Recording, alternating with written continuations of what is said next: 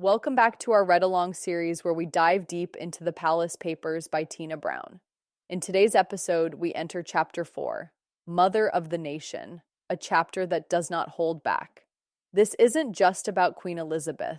This is about the war between emotional restraint and emotional spectacle, between the woman who ruled the country and the woman who ruled the headlines, Diana. This episode is long for a reason. It has to be. Because what happens when the most admired woman in the world enters a palace with a queen who doesn't do emotions? Let's find out. By the time Diana came along, the queen had been monarch for 30 years. She had guided the nation through its post-imperial hangover and stood firm during the long, turbulent 1970s, when economic gloom, labor strikes, and the troubles in Northern Ireland had tested public confidence in every national institution except the monarchy.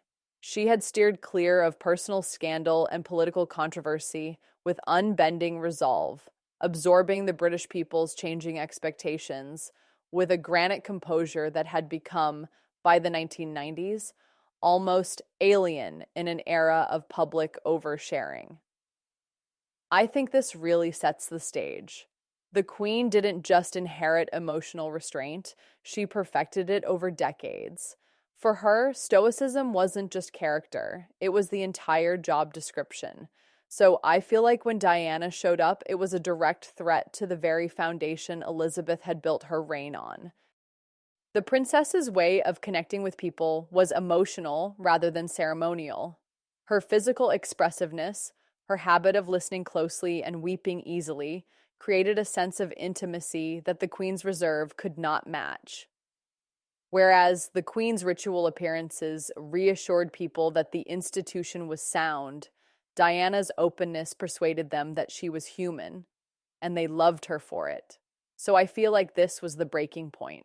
The monarchy had always thrived on mystique, but Diana thrived on relatability. She made royalty feel real, and that made the Queen's version of duty look outdated, even robotic. Yes, affairs of state had intervened in young motherhood when she acceded the throne in 1952 at the age of 25, but often when she had the chance to be with her baby son, she had chosen not to be. At the end of the first Malta sojourn, during which Princess Anne was conceived, instead of rushing straight back to see Charles at Sandringham, as one might expect, she lingered in London for a few days, catching up on admin at Clarence House and attending an engagement at Hurst Park Races, where she had a horse running. I agree, this bit hit hard. I mean, it's not just absentee parenting, it's like parenting was just another thing on the schedule. That detachment may have made her a great monarch, but it made her a very cold mother. Charles told biographer Anthony Holden that his earliest memories of childhood were of his first pram, lying in its vastness, overshadowed by its high sides, as good a metaphor as any for glum royal grandeur.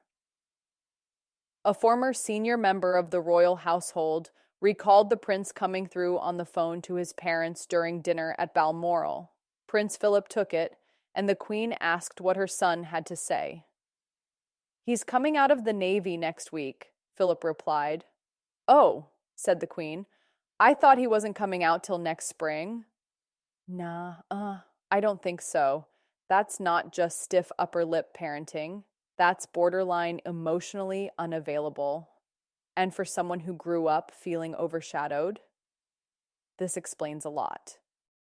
The Queen, fully aware of the semiotics of acceptance, declined to be formally introduced to Mrs. Parker Bowles, acknowledging her but not going all the way, and let it be known they had to be seated far apart. Camilla was relegated instead to attend a B-list function with the Prince of Wales the night before, a dull dinner for the launch of the Prince's Foundation in Shoreditch, where she wore a diamond serpent necklace that perhaps reflected her mood. So I feel like this was peak royal pettiness. The Queen couldn't say what she felt, but the message was loud and clear. You're not one of us. And that diamond serpent? Honestly, poetic. Reading Morgan's diaries today, It is stunning how intimately the royals and their press secretaries were involved with trying to manage or outwit Morgan and the rest of the yellow press on a daily basis. The year after Diana's death, Morgan describes how her mother, Frances Shand Kidd, called him in tears, gutted, when he published a sensationalist piece by Muhammad al-Fayed accusing the royals of murdering her daughter. I think this explains why the Queen just never trusted the press again. That whole era was a media bloodbath, and everyone was bleeding. No wonder she retreated even further into silence. Unflappable the Queen may be, but the 90s scars could not be reopened. The Wessex imbroglio with the fake sheikh required fast action. As usual, Her Majesty turned to Philip to help solve an issue. When decisions are finally made, the Ostrich Queen's management style turns lethal. It was one of the strongest salvos ever fired from the ramparts of that cautious institution. So I feel like we finally see what happens when the Queen is cornered. She's no fool. She lets everyone else flap around until she decides it's time to strike. And when she does, it's swift, clinical, and absolute. So what did we learn in this chapter? The Queen is steel wrapped in velvet, and Diana, she was velvet refusing to be made of steel. This wasn't just a personal clash, it was an ideological one where the institution survived, but the individual didn't. See you in the next episode. We're just getting to the part where Charles's public rehabilitation really begins.